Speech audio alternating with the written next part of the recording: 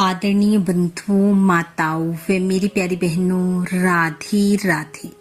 आप सभी का हमारे YouTube चैनल जीवन की धारा पर बहुत बहुत स्वागत है। बंधुओं, आज हम इस वीडियो में पद्मनाभ द्वादशी की कथा सुनेंगे, जिसे सुनने सुनाने से भगवान श्री हरि की कृपा से मनुष्य को अपनी मन इच्छा के अनुरूप फल की प्राप्ति होती है। कथा सुनने के बाद यदि आप हमारे चैनल पर नए हैं तो कृपया हमारे चैनल को सब्सक्राइब करें, बेल आइकन को प्रेस करें ताकि हमारी वीडियो की नोटिफिकेशन सबसे पहले आप तक पहुंचे। वीडियो को शेयर व लाइक भी जरूर करें।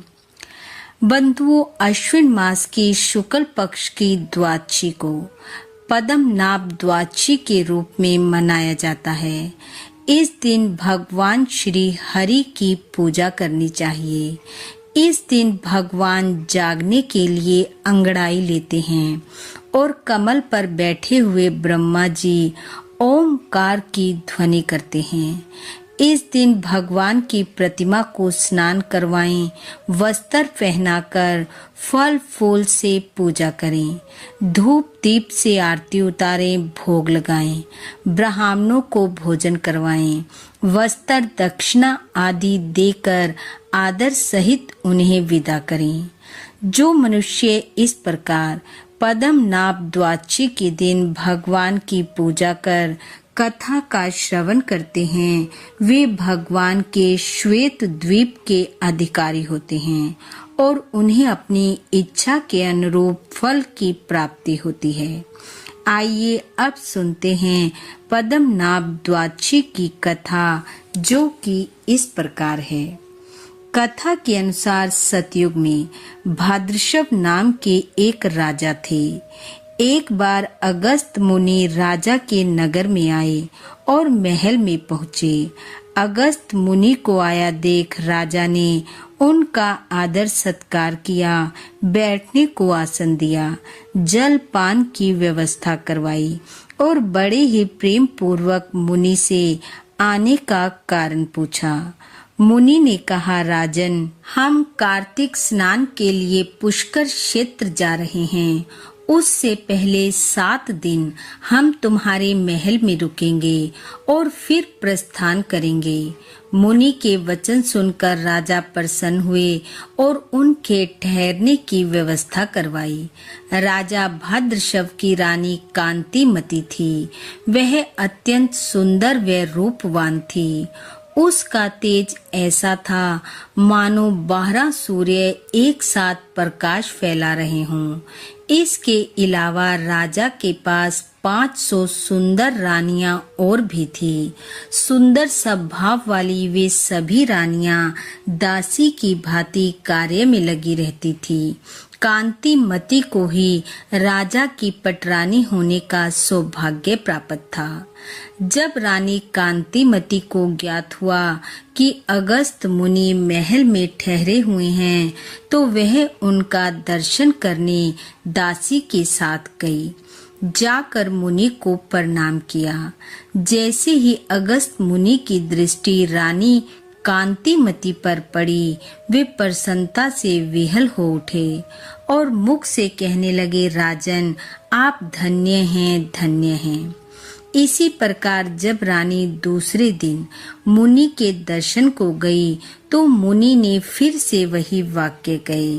फिर तीसरे दिन रानी को देखकर मुनि कहने लगे, अहो, ये मूर्ख गोविंद भगवान को भी नहीं जानते, जिन्होंने केवल एक दिन की प्रसन्नता से इनको सब कुछ प्रदान किया है। और ऐसा कहकर मुनि ऊपर हाथ कर गोविंद को धन्यवाद देते हुए प्रसन्नता पूर्वक राजा के सामने नाचने लगे।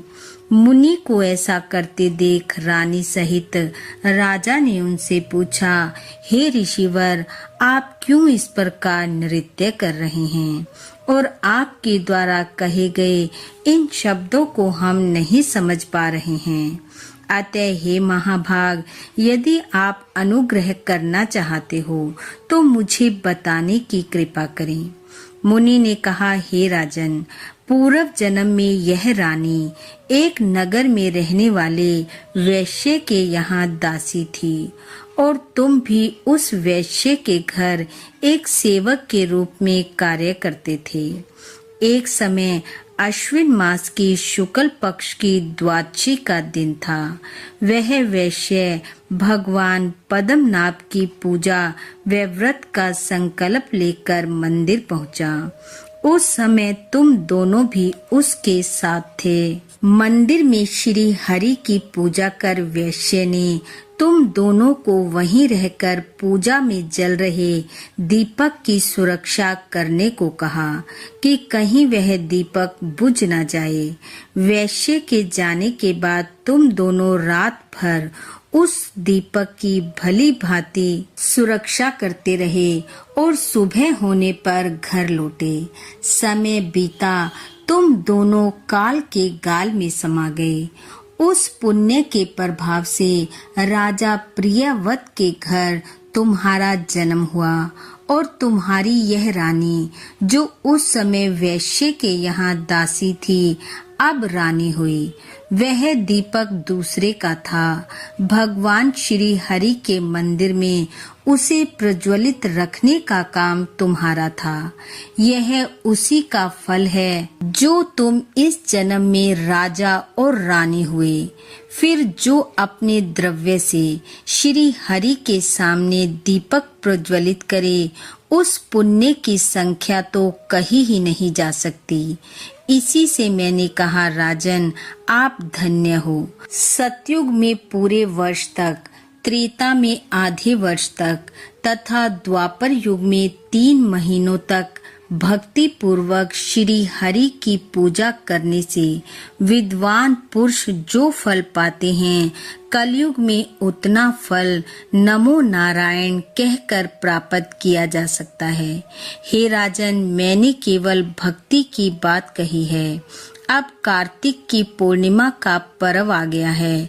मैं पुष्कर क्षेत्र जा रहा हूँ। यह कहकर ऋषि राजा और रानी दोनों को पुत्र प्राप्ति का आशीर्वाद देते हुए चल पड़े।